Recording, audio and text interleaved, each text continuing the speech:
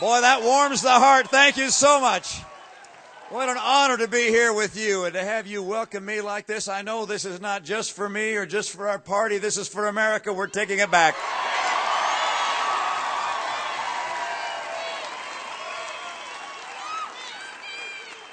What an honor to be introduced by Colonel Anton. I appreciate his service in our military. I appreciate the men and women who serve in our military and have served in our military.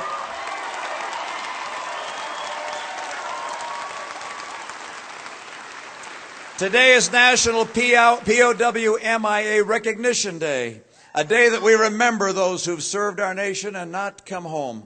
We will keep them in our hearts and in our prayers forever. We love them. We appreciate them. We want them to come home and be with their families and with a country that loves them and a country they love dearly. Thank you. I am honored to be joined by your Lieutenant Governor, who is today Governor because Governor Sandoval is over in China doing some work getting customers to come here to Las Vegas. And so right over here is Governor Brian Krolicki. Governor Krolicki, thank you. And as you know, Congressman Heck would be here, but Congressman Heck is serving in the military. He's a member of the reserves, and he can't be here because of his service. His wife, Lisa, is here somewhere. Thank you, Lisa. Right here. Thank you, Lisa. And our hearts are also heavy as we recognize that Tyrone Woods, a hero who stood up to protect his fellows in Libya, lost his life. A Nevadan, a Las Vegan who has lost his life. He left 3 children and a wife behind. May our hearts and prayers be turned to her and to their family as well. Thank you.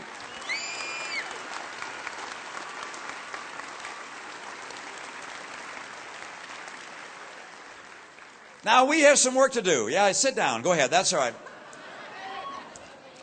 You have some work to do, all right, because you've got to make sure and elect me president in November. We got to get that job done.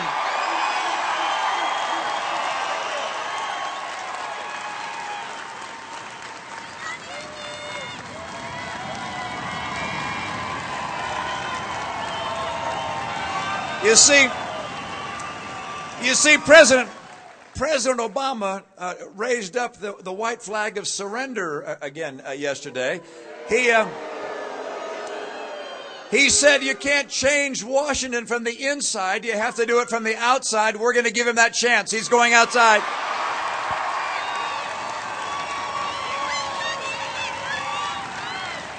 Last time around, his campaign slogan was, "Yes, we can." I'm afraid it's changing now to "No, he can't." And we're going to take back the White House.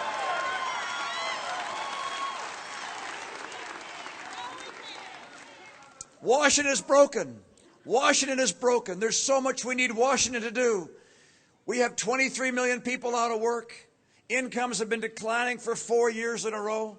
8% unemployment for over how many? 43 months right here in Las Vegas and in Nevada. You've seen housing prices bumping along the bottom, record numbers of foreclosures. These are tough times. We have a president who says he can't fix Washington. I can. I will lead. I'll get the job done.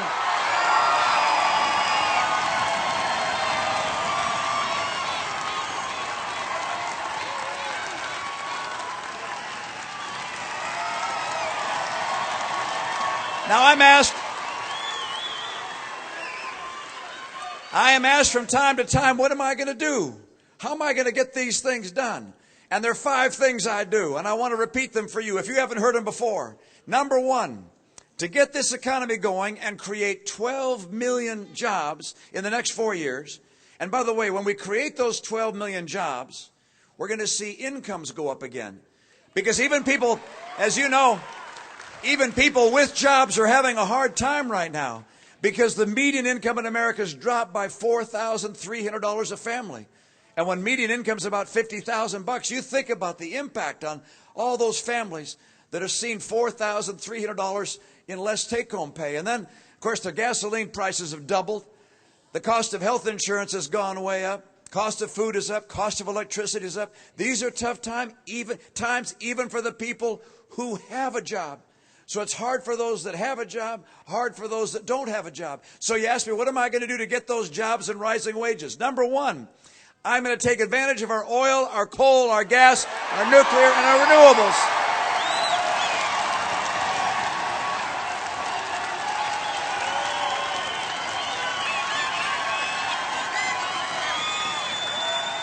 And that means, by the way, it means doing the opposite of what the president did. He has cut in half the licensing and permitting for oil and gas drilling on federal lands. And as you know, there are a lot of federal lands in the west of America. Governor, what's the percentage of Nevada that is federal lands is 87%. All right. So I'm going to make sure that we double, not cut in half, we double the number of licenses and permits to drill for oil and gas on federal lands.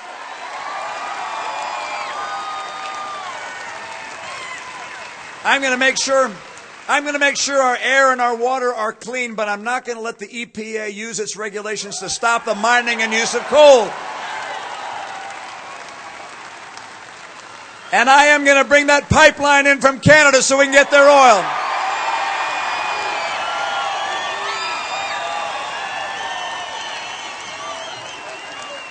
So that's number one, energy. Number two is trade. I want to make sure that we have more trade with Latin America in particular. And if someone cheats like China has been cheating, we're going to stop it. We're going to crack down on cheaters that are stealing our jobs. Number three, we need to make sure that our workers have the skills they need to succeed. And right now, Washington thinks it knows better than the people of Nevada how to train people. There are 47 different federal job training programs, and they report to 8 different federal agencies. All that money, all that overhead, what I want to do is take those dollars, bundle it up, send it back to Nevada, and say, you train your people for the jobs the people of Nevada need and want.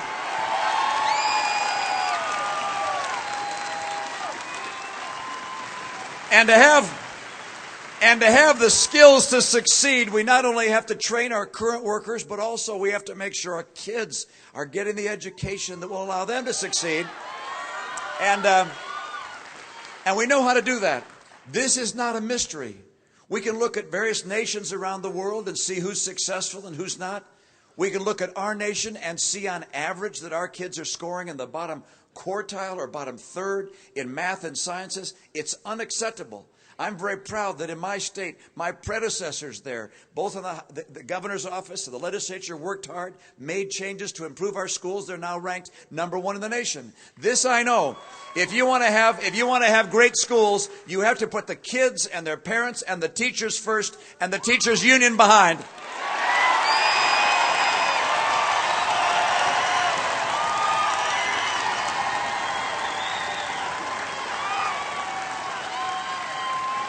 Number four, in order to create jobs, entrepreneurs have to be convinced, and businesses of all kinds that do the hiring have to be convinced that we're not on the road to Greece, where we're not going to be in a setting where we have fiscal calamity. And so we have to make very certain that we do something politicians have talked about, but politicians on both sides of the aisle have not done. And that is, I will cut federal spending, I will cap it, and we'll finally get on track to a balanced budget.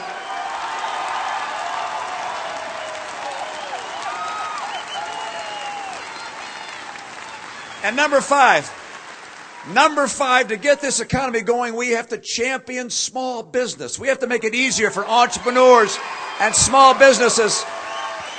And that means doing the opposite of what the president's proposed. He's going to raise taxes on 1 million small businesses. I want to lower the taxes on all of the small businesses.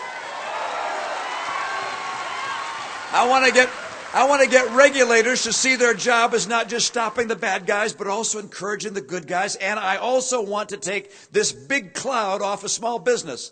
I want to repeal Obamacare and replace it with something that will get the cost under control.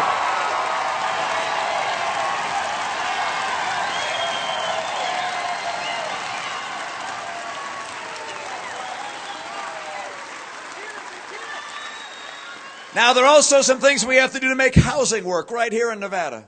We have to reignite the housing economy here so that home values start going up again. It's just unacceptable. And there's some things I'll do. One, you all know the impact of having a vacant home.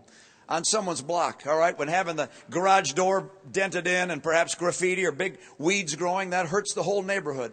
The federal government has about 200,000 foreclosed homes they're holding on to. I'll make sure we get them sold so every home is occupied and we fix our neighborhoods.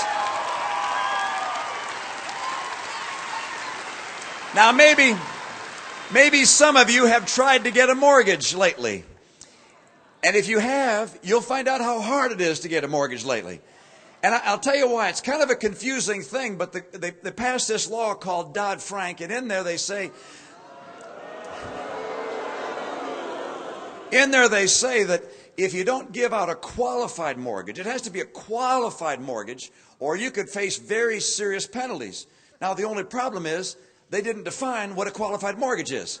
So for 2 years, the people who are bankers and mortgage bankers want to give mortgages, but they don't know whether they're going to get in trouble because they don't know what the definition of a qualified mortgage is. And so we've had a hard time getting credit out to people who would want to buy a house. I will get credit flowing to people who are qualified so they can buy a home, and we're going to start moving more homes and raise values.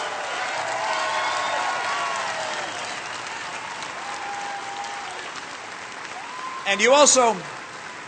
So you got to get credit to the home market if you're going to see home prices come up again. And the other thing you have to do is you have to have people who are able to buy a home, who have a job, who have an income. And that's why my plan to get 12 million new jobs in America and take-home pay is the ultimate way to get home values up. We're going to do it. Las Vegas is coming back.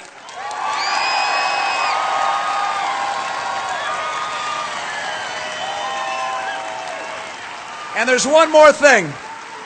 There's one more thing that's going to help Las Vegas and get home values up and get unemployment down here. And that is you're going to have a president that encourages people to come to Las Vegas for company meetings, not to stay home or go somewhere else.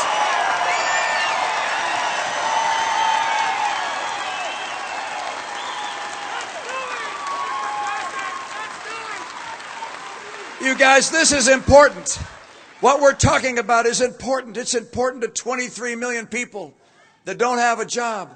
It's important to those folks that are coming out of college that wonder whether they can find a job. This last spring, half the kids coming out of college couldn't find work or college level work. This is the most prosperous nation in the history of the earth. How can that be? We have got to fix this for ourselves, for the coming generation, and for the world. It matters for America to be strong. I was in Poland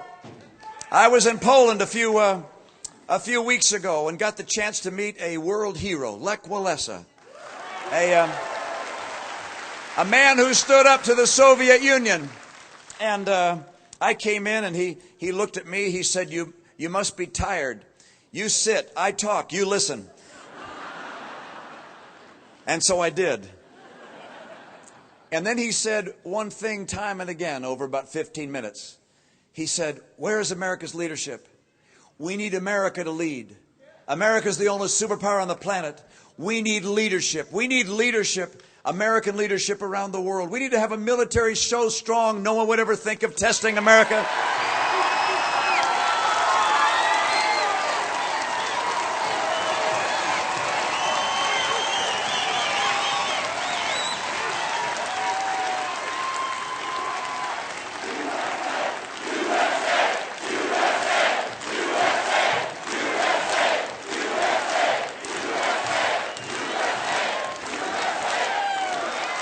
You see, I think the only place the president's comfortable cutting is our military.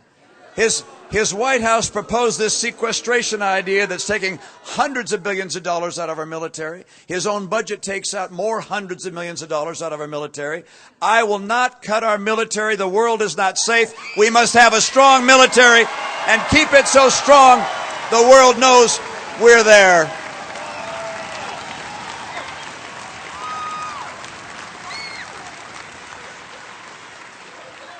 We're coming back, you guys. The energy and passion of the American people is going to help reignite this economy and keep us strong and allow us to lead at a time when the world needs American leadership. I've been able to go during this campaign across the country and meet heroes.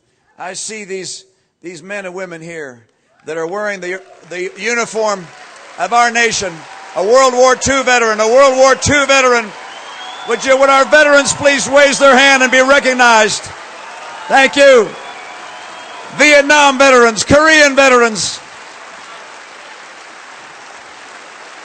I've seen the spirit, the patriotism of the men and women who serve. And we love and appreciate them. I've also seen the homes of America and how much we love our children and care for them and invest in their future. I've seen also the people who start businesses that employ themselves and one another. And I'm always amazed at the ways that people can do and how they start businesses and grow them. And sometimes the innovativeness just inspires me. Why, Debbie Summers right here in Las Vegas. You probably don't know Debbie. She's in the furniture rental business. You know her. She is furniture rental. She rents furniture to conventions that come here and to nightclubs and so forth. I went to her warehouse. It looked to me like what she rents are black naugahyde sofas and black coffee tables. And after President Obama said not to come here for company meetings, her business totally dived. And she was gonna lose her business perhaps and lose the jobs of people who work there. But she's creative and innovative. And she said, you know what, instead of just renting furniture, I'm going to teach my employees how to make furniture. So she taught them how to make furniture. And now they sell furniture around the country and they rent furniture here as well. That's the kind of spirit that you find in this country. It's amazing. I met a Russian immigrant, and he came to San Diego. He had a back problem. And he was wondering how he's going to get that back problem solved. He talked to some doctors and so forth. They didn't have a great idea. He came up with an idea for how he could fuse a backbone in the best way, and a new way to do the surgery. And so he began a little company. Today that little company has $900 million in revenues, employs 1,300 people. It's called Nuvasiv. That's the nature of America. Immigrants coming here, building our country. And by the way, did you know that the immigrant community, Latinos and other immigrants come here, they build new businesses more often than those of us who've been here all of our lives. We welcome people who come here and build enterprises and put Americans to work, and we want to help them.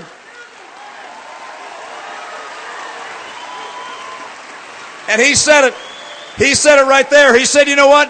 If you come here and you build a business, you did build that business. The government did not build that business.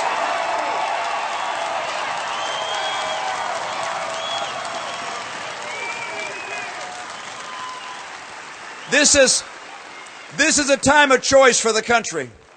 This is a time when we can decide to go down the path President Obama's put us on. He said he wants to pool our resources and reallocate. All right, he's gonna take from some and give to others. This redistribution idea has been tried in other places. This is not a new idea. It's just never worked in other places, and it's certainly not going to work here.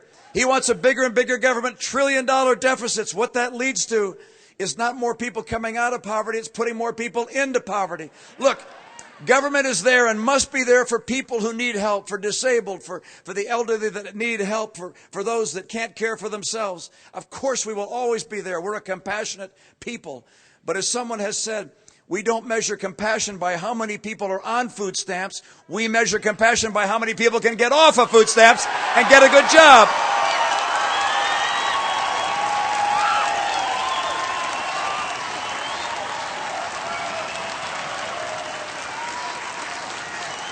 I'm convinced that the path he's put us on is the path to Europe, or I jokingly say to California, all right?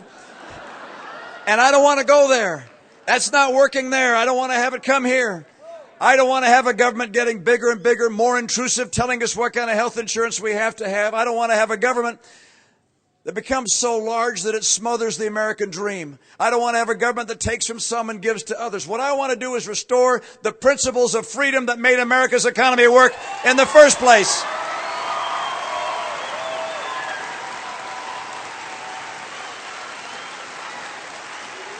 I believe in the vision of the founders. I believe that when they said God gave us our rights, they were right. And among those rights are life and liberty and the pursuit of happiness.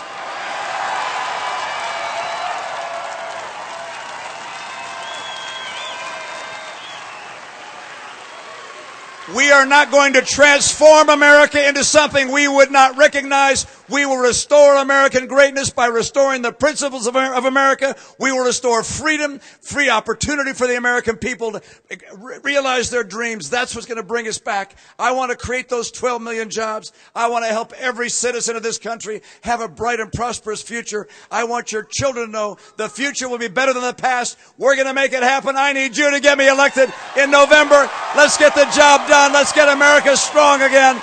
Thank you so very much, Nevada. Thank you, Las Vegas. Thank you.